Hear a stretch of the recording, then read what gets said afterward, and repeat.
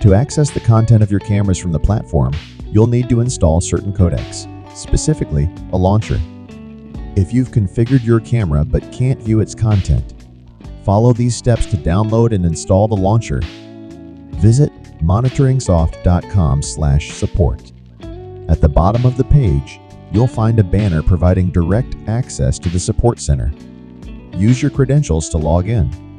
If you can't remember your credentials, don't hesitate to contact us for assistance.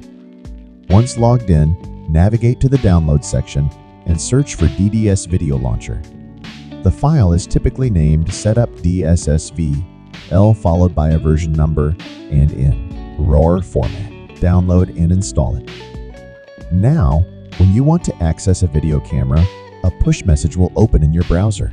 This message will enable you to access the camera seamlessly